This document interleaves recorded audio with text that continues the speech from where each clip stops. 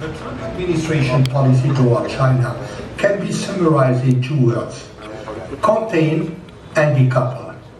There are two very important elements in that policy. First of all, to restrict to the maximum extent or even ban when possible any interaction on the technology field between US academic and businesses and their counterparts from China. Second element, try to put pressure on US companies to delocalize their operations from China. The second element also to take into consideration is that the first stage trade agreement between Beijing and Washington will not change this policy. Does that mean that this policy will stop if Mr. Trump loses the White House in 2021 or even 2025? The answer is no, because there is such an anti-China mood in Washington, even hysteria, that whoever is at the White House, this policy will continue. Then two questions. Question number one, can this policy be pursued across the board to the fullest extent? The answer is no, because the US and Chinese economies and technologies are so intertwined that to cut them off will mean a tremendous cost even for the US, and US companies are warning against that. The second reason is that in Washington, in the Congress, even in the Trump administration, there are voices who are warning against going full way toward this decoupling. So what we might have is rather in the coming period a kind of more or less calibrating of this contain and decouple, with period of high and low, high tensions and quieter period in the US-China relationship. The second question is, will this contain and decouple policy, even in a calibrated way, be harmful to China? Will it stop or even slow down seriously China's technological catching up? The answer is that over the next 2, 3, 4 years, China will suffer from this policy. It might have a slowdown in this technological catching up. But in the medium term, this policy will mean China accelerating its technological drive. It is adding resources to achieve parity in areas like artificial intelligence or semiconductor. It is also looking for alternatives in Japan and in Europe.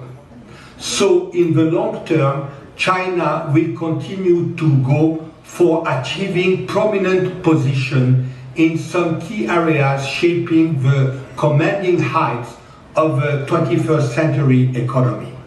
But in the meanwhile, there will be a lot of collateral damage.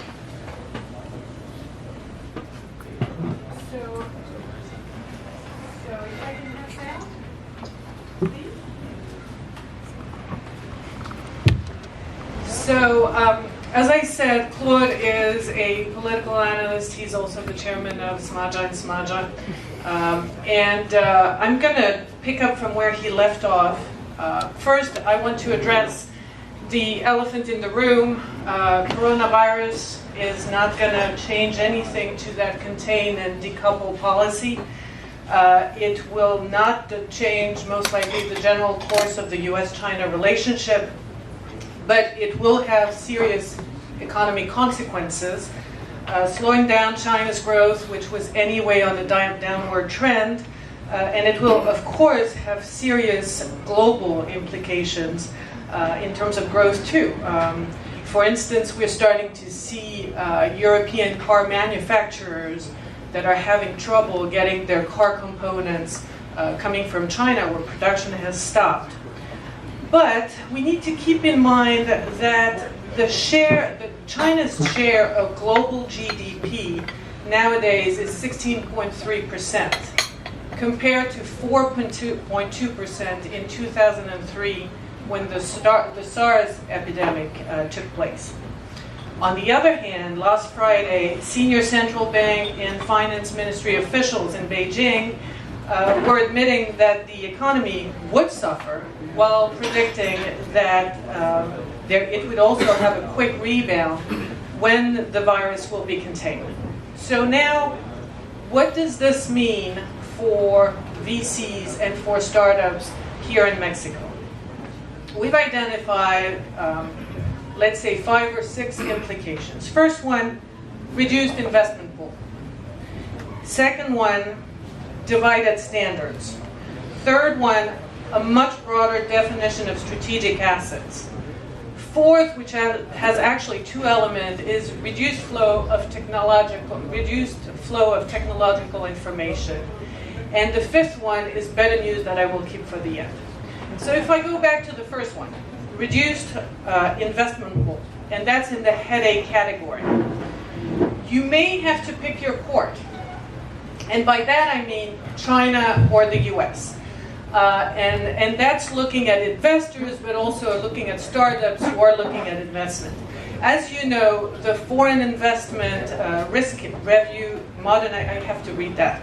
Foreign Investment Risk Review Modernization Act, FIRMA, has tremendously expanded the scrutiny on foreign investment in the US, especially targeting Chinese companies.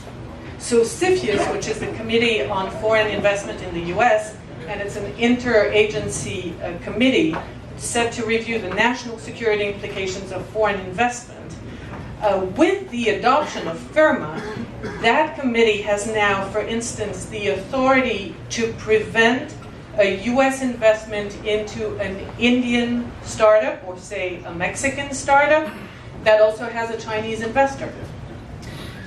To give a sense of the climate, there's a private equity firm in London that made a study. VC deals with at least one China investor fell to 163, and that's representing $6.5 billion in 2019, compared to 236 in 2018, which represented about $10.8 billion.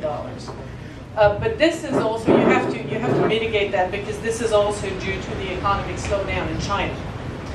Second implication, back to the future in terms of divided standards. Some of you are too young, but some of you remember zones for DVDs, standards for video. This could come back. The technological decoupling between US and China could result in 2 broad sets of standards and protocol in a number of technology areas.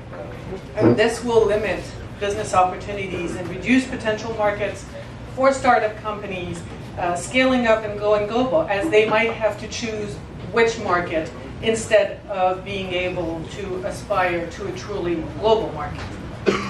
Third implication, broader definition of strategic assets. And that's the respective definition of strategic assets and potential threats have now become much broader in the US. It's reaching far beyond direct national security assets and China per se. So for instance, the US government opposed the acquisition of Qualcomm by Broadcom. Broadcom is a privately owned Singaporean company. And they did that because they considered that Qualcomm was strategically important in the technology competition between the US and China. And that was about 5G, by the way. Another example, a Chinese company wanted to acquire a US patchmaking site. And this was opposed on the ground that if that had happened, China would acquire a lot of data about American individuals. So this definition is becoming broader and broader. Fourth implication, reduced technological information flows. And that has 2 elements. The first one, startups from any countries, not only the US, now have to adapt to the US government's new stricter export control, investment restrictions, and the interdiction of doing business with a number of Chinese companies, state-owned or private. So for instance, if a foreign startup has a lab or an R&D center in any other location in the US and develops an algorithm or a software, they might not be able to transfer that algorithm or that software to their headquarters. Also, they might not be able to use the software of algorithm in a product or service that they're selling to a Chinese client. This might become a lot more difficult. The second element is the free flow of technological information will be drastically reduced. There are already more restrictions on Chinese students in the US and on collaboration between academia and corporations on the grounds that some technology could be repatriated to China. There was a very interesting article in The Economist a few weeks ago describing all of this. So the trend points towards two separate economic and business and technological spheres with respective supply and manufacturing ecosystems, which on the one hand means that multinationals will have to choose and maybe relocate some factories and start up too, and operations, but it also means an opportunity for Mexico. Some say that Mexico is coming ahead because it's benefiting from the higher wages in China. It's also benefiting from its proximity to the US market and from the plethora of FTAs that Mexico has. Bank Nomura published a report in which it pointed out that between April 2018 and August 2019, 6 more factories have been built in Mexico in a number of different industries. But the issue here is that Mexico will have to align with the US because of its geographical position. And it could also lose on the technology and innovation front in the context of the global race for superiority in innovation and market dominance in advanced technological products and services. Let me close with a little bit of good news. There are opportunities because as Chinese venture capitalists are retreating from Silicon Valley, they are looking for alternative investment in different startup ecosystems. And that, again, could be an opportunity for Mexico and for places like Guadalajara and those pockets that we're starting to see develop. It could also mean that US venture capitalists, which are now a little reluctant to get involved in China, might be looking at other markets. As of now, India has been the key beneficiary of this trend. On this, I wanted to end on a little good news, but on this, if we still have time, we do? Yeah? We'll open it for Q&A, and again, we're going to do something weird. Claude is on that computer there, and is and here he is on the screen. He is also able to answer your questions if you have any. I see enough. I'll give you the mic. Hi Claude, hi Yael. Hi Olaf. And now facing the situation of coronavirus, what's your prognostic of what will happen next month? And because this is a big impact for factories, providers, components, I think in my case we are facing some issue. We are run of stock of some components. We cannot provide the device to our customers, but I'm sure we will be all impacted. Food, clothes, many things. So what is your opinion about that? May I? Yeah, of course. Okay. And first of all, hello to all of you. I'm really sorry that unplanned circumstances are preventing me to the pleasure of being among you. I think, and please don't consider for any moment that I am underestimating the gravity of the situation with the coronavirus. But we need to put things into perspective. At this stage, the coronavirus has killed 1,012 people Out of these 1,012 people, only 2 are outside China, and 90% of them are in the city of Wuhan or the province of Hubei. If you want a comparison, last year the flu killed more than 5,000 people in the EU. The EU has 500 million people, China has 1.3 billion people. So I think we need to put the situation in perspective, and of course we are not immune for a sudden escalation of the contamination. But for the moment, the situation is very serious, but it is not at all as apocalyptic as some media describe it. And the advantage of central command, despite the inconvenience, is that now the central command structure of power in China is mobilized to contain and manage the situation. Of course, all businesses, small or big, which are in any way connected to China, are going to suffer, are already suffering, are going to suffer in the coming period. But if I were to have a bet, I would say that by the end of March, the situation should be back to normal. Now, just one last point.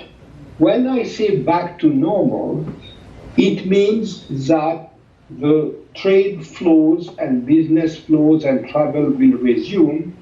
Also, the epidemic, the official end of epidemic, will not come by the end of March. Just remember that when SARS happened, the situation went back to normal after about 6 weeks, but the official end of epidemic, according to the WHO, came 1.5 years later. So this is to put things into perspective. I think we have some difficult weeks ahead of us, but my hunch is that by the end of May or the first week of April, we should have a kind of quasi-normal return of a situation.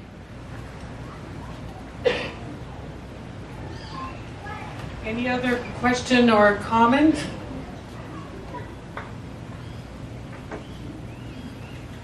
So what is the main reason behind the Washington sentiment against China? Is it fear, or is it a good enemy to get political power? I think it is fear. What has happened is that for the last 20 years, the US policy toward China has gone through a wide swing of the pendulum between China being a very dangerous competitor and China being a potential partner. What has happened in the last few years, and it started during the Obama administration, was that because Xi Jinping is a much more assertive leader, now eager to show that China has clout on the international scene, because the catching up in technology has been faster than the Americans had anticipated, because China has expanded its military and strategic and geopolitical footprint, all of a sudden, the Americans have realized that, in a way, China was not evolving as they had wished it would evolve.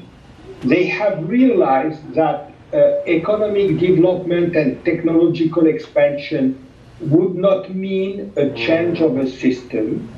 they have realized that when Mr. Xi Jinping speaks of reform, he doesn't mean reform to make China more like the US. He means reform to make the Chinese system more efficient.